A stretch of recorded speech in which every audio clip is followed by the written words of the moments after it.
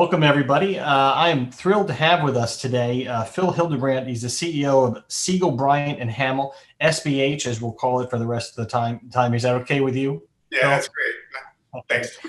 He's coming from the home of Near Beer in Park City, Utah. Although I guess we figured out you can actually buy real beer there now. So real beer now. Yep.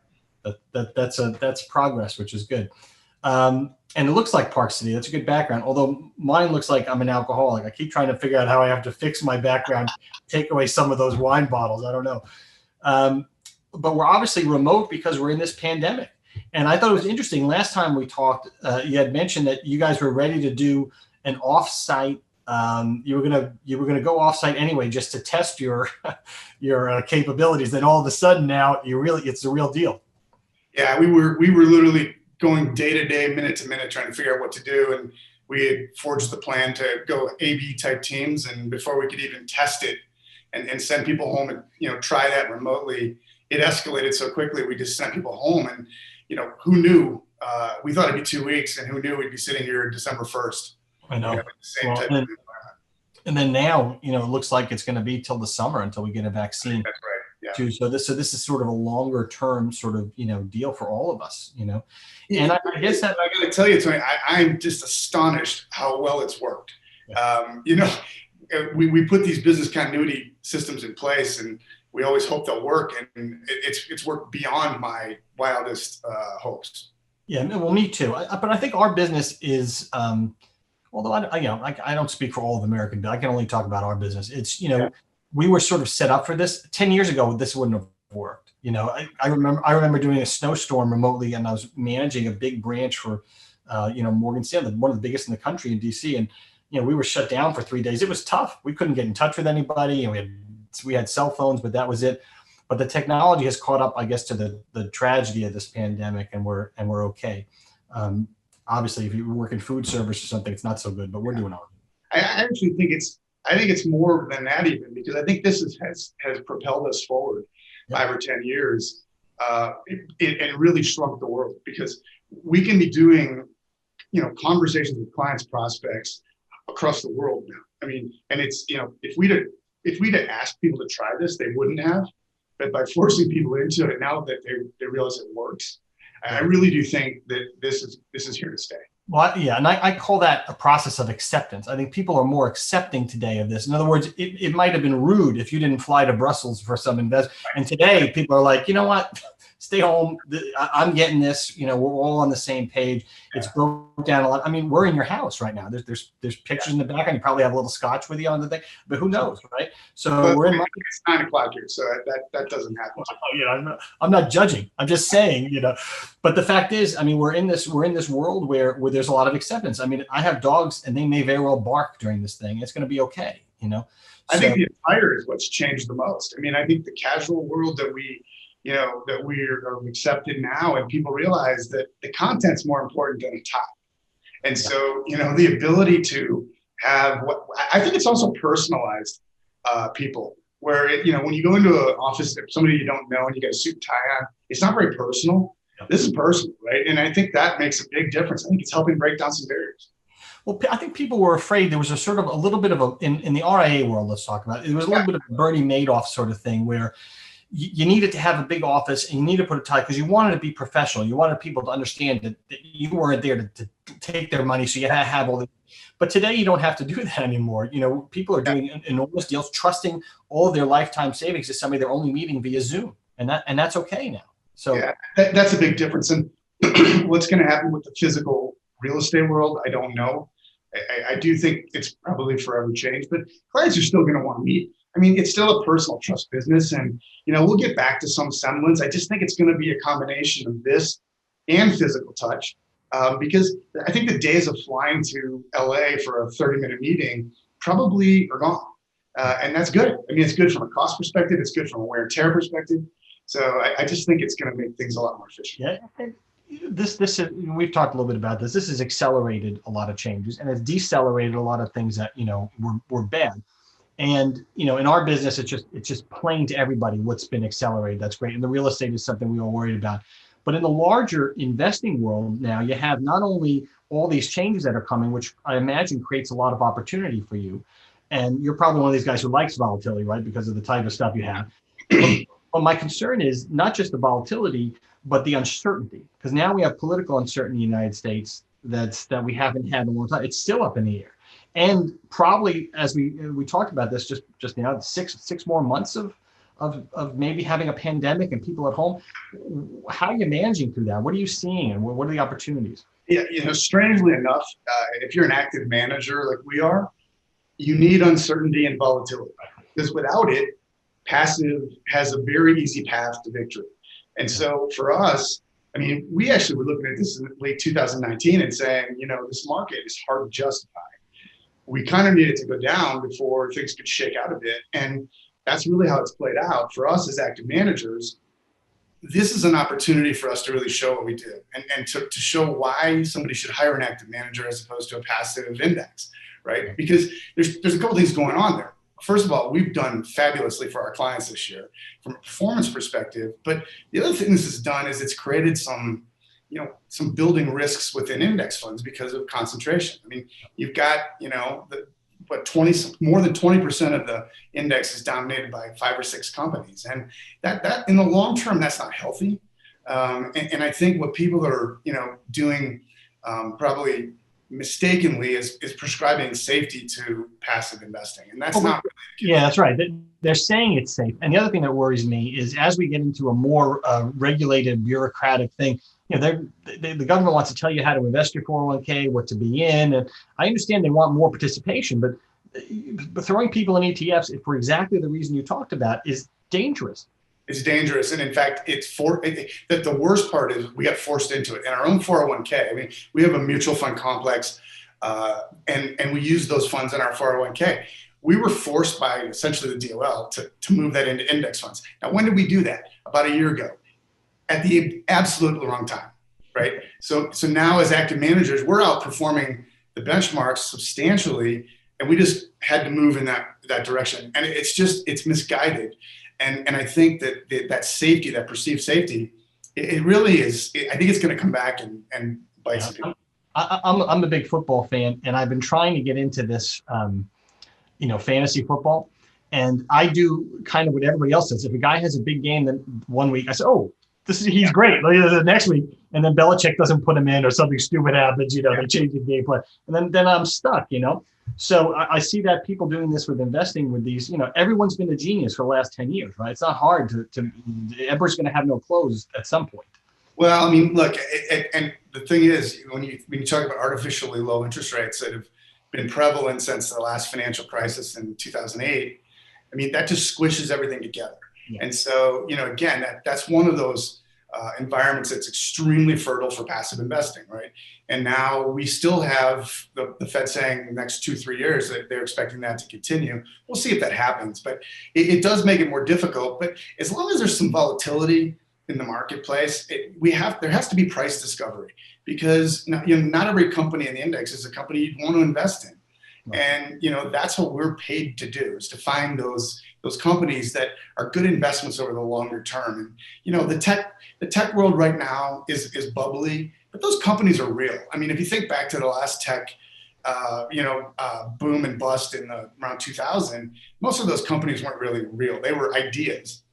These companies are real, and now it's just a valuation question, right? And that's fine. When we're dealing with valuation, that's what we do, and we get paid to do that.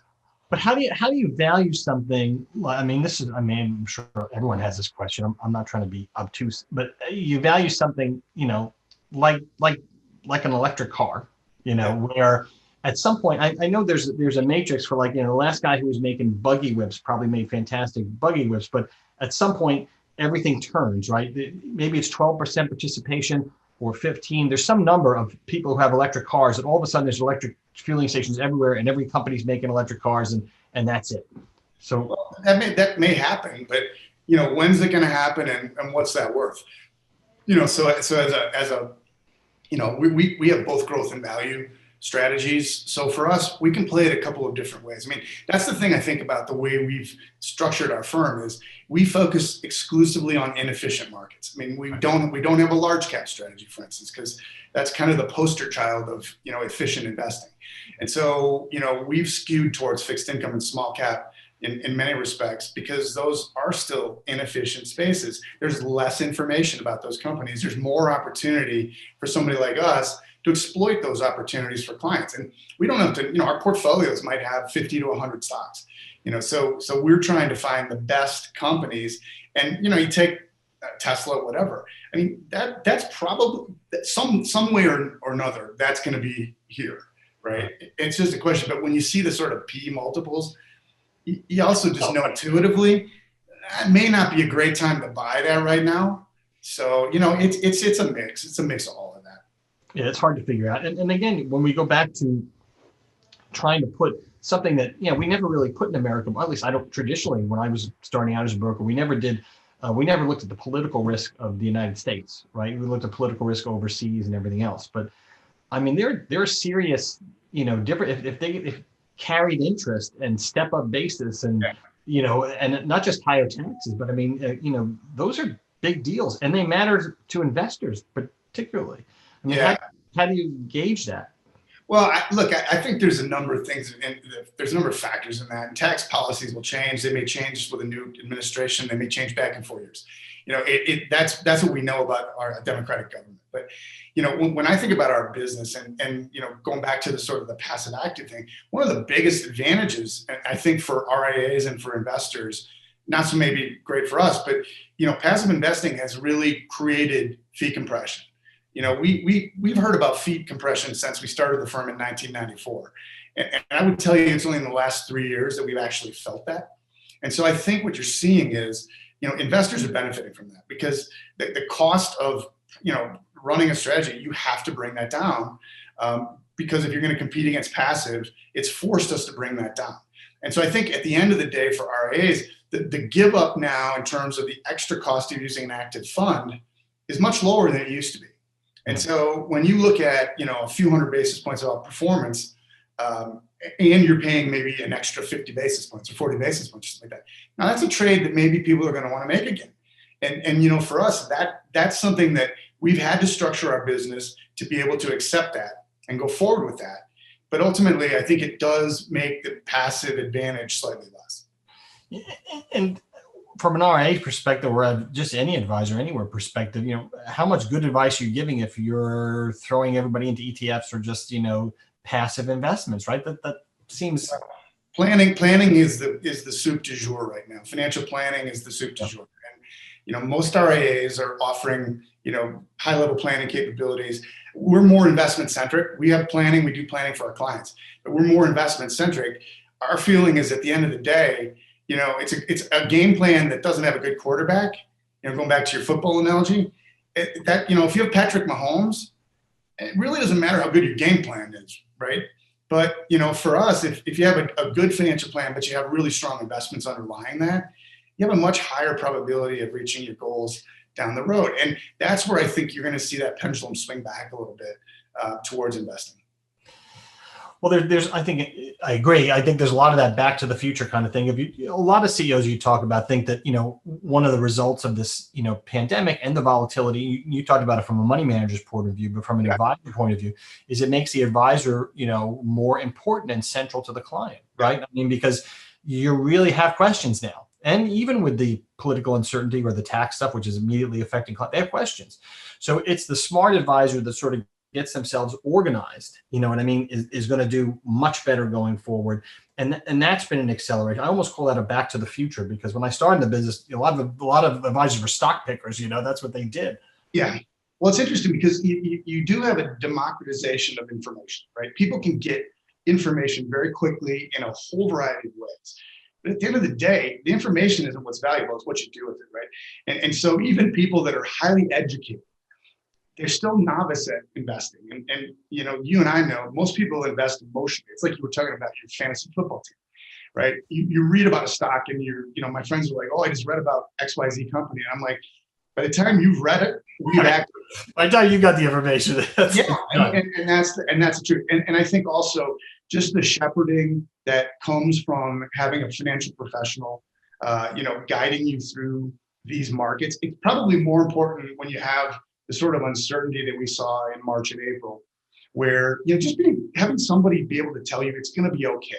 Yeah, and stay the course, because the people that lose money in these kind of environments are the ones that panic and they sell. Yes, and still, that's always something that, growing up being an advisor, we always sort of counted on that as the truth through 1987, remember, or 91. But it's even today, it's still, even with all the information out there and all, through the self-investing craze and everything else, if you have an advisor and he tells you to stick with it, you do better. Period. Well, and I learned early on, one of the things I learned from one of our early PMs was, an analyst came to him and said, let's buy this stock. And let's say the price was $20. And then a week later, a news article came out about that company that was negative. The stock went down to 15. The analyst came back and told the PM he should sell it. And the PM said to him, he says, if you ever do that to me again, I'm firing you. Because if you did your work before and you loved it at 20, you ought to be ecstatic at 15.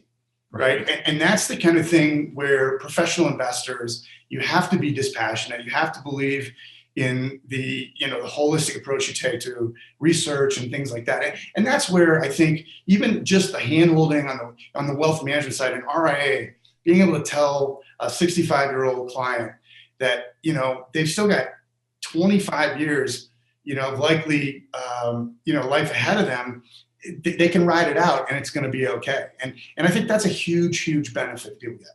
Well, it's, our business is important. I think if you look at critical businesses, during this crisis, it has pointed out, other than people's health, which is health and family, number one. Number two is their legacy and their finances.